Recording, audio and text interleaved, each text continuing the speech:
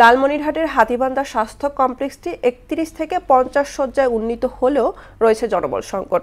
১৯ জন চিকিৎসকের বিপরীতে আছে মাত্র ৩ জন। উচ্চতর পড়াশোনা আর মাতৃত্বকালীন ছুটিতে আছেন ৯ জন নার্স। ক্লিনারের ৫টি পদে শূন্য, চলে না এক্স-রে মেশিন। ঊর্ধ্বতন কর্তৃপক্ষের নিকট জনবল চাহিদা পাঠানো হয়েছে বললেন উপজেলা স্বাস্থ্য কর্মকর্তা। সুমন খানের তথ্য চিত্রে ডেস্ক রিপোর্ট।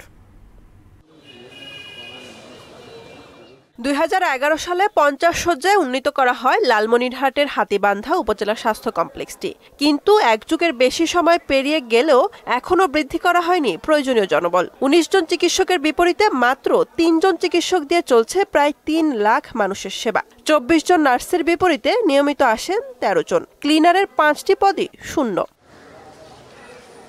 রেডিওগ্রাফার না থাকায় চলে না এক্স-রে মেশিন, আলট্রাসোনোগ্রাম মেশিন থাকলেও নেই অপারেটর।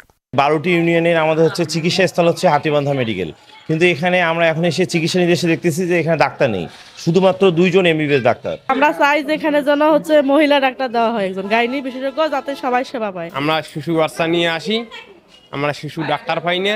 আমাদের এইখানে যে অনেক রোগী আসে, অনেক রকম রোগ সমস্যা নিয়ে, কিন্তু ওই অনুপাতে এখানে কোনো ডাক্তার নেই। পর্যাপ্ত জনবল এবং ল্যাব ইকুইপমেন্ট না থাকায় প্রয়োজনীয় স্বাস্থ্যসেবা দিতে ব্যর্থ হাসপাতাল কর্তৃপক্ষ। পরিচ্ছন্ন কর্মী ৫টা পোস্ট আছে, সেখানে একজনও কর্মরত নাই। ল্যাব ফ্যাসিলিটির মধ্যে আমাদের যে ইকুইপমেন্ট থাকার কথা ছিল, সেই যথেষ্ট পরিমাণ ল্যাব ফ্যাসিলিটি না থাকায় অধিকাংশ টেস্ট বাইরের ল্যাবরেটরি বা প্যাথোলজিতে করানো হচ্ছে। জনবল সংকটের কথা স্বীকার করে ঊর্ধ্বতন কর্তৃপক্ষের নিকট জনবল চাহিদা পাঠানো হয়েছে বললেন উপজেলা স্বাস্থ্য কর্মকর্তা। লালমনিরহাটের মধ্যে হাতীবান্ধার অবস্থা এই মুহূর্তে সবচেয়ে খারাপ। আমাদের মেডিকেল অফিসার এই মুহূর্তে শুধুমাত্র ৩ জন কর্মরত আছে। জুনিয়র কনসালটেন্ট লেভেলে কোনো ডাক্তারের পোস্টিং এই মুহূর্তে হাতীবান্ধায় নেই, যার কারণে আমরা ওটি এবং আদার্স সেবা হাতীবান্ধায় প্রোভাইড করতে পারতেছি না। এটা হলো হাসপাতাল লেভেলে, এবং ফিল্ড পর্যায়েও আমাদের জনবল তীব্র সংকট। সীমান্তবর্তী উপজেলা হাতীবান্ধার প্রায় ৩ লাখ মানুষের স্বাস্থ্যসেবায় একমাত্র ভরসা উপজেলা স্বাস্থ্য কমপ্লেক্সটি। বুশরাত জাহান, মোহনা সংবাদ।